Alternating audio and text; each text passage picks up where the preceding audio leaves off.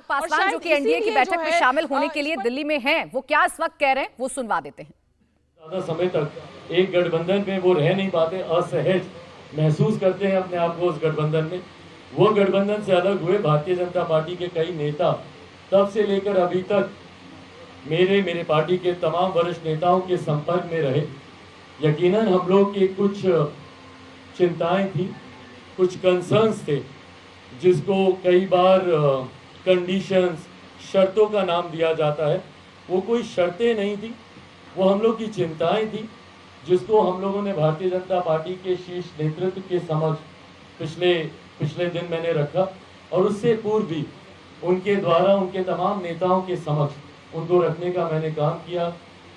केंद्रीय गृह राज्य मंत्री आदरणीय नित्यानंद राय जी, कई बार उनसे मेरी मुलाकातें हुई, उनके समक्ष भी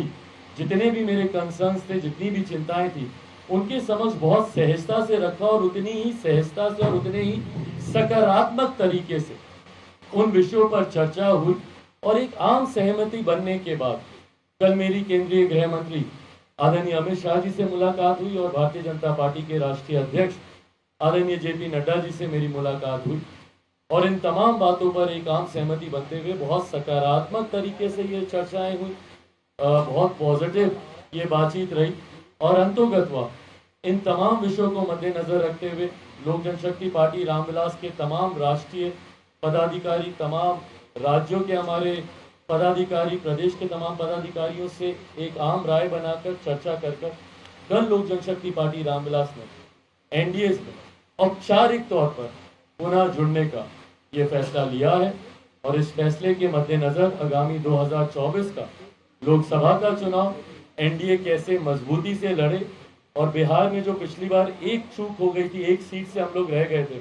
40 में से 39 जीते, एक सीट हम लोगों की रह गई थी, तो इस बार कैसे 40 की 40 सीट जीते।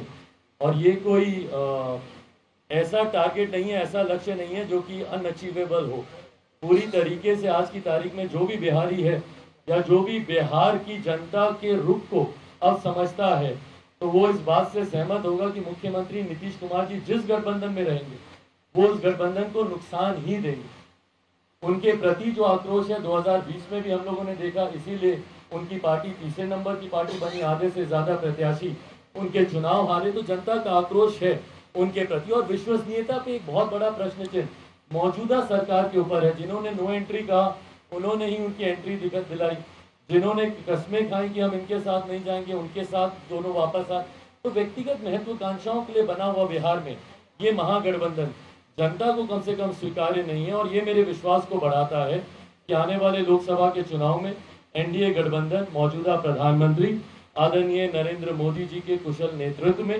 40 की 40 सीटें में बिहार से मैं बोल सकता हूं, बाकी राज्यों में भी यकीनन बेहतर प्रदर्शन रहेगा, बट बिहार से 40 की 40 सीटें हम लोग जीतेंगे। और 2025 में बिहार में एनडीए की सरकार, और ये वो एनडीए की सरकार नहीं जो चुनी तो जाती है एनडीए के साथ पर चलाई जाती है महागठबंधन के साथ, एक ऐसी एनडीए की सरकार जो माइनस नीतीश। इंडिया टीवी हर वक्त हर जगह डाउनलोड करने के लिए सर्च करें India TV news Google play store या ऐप स्टोर पर।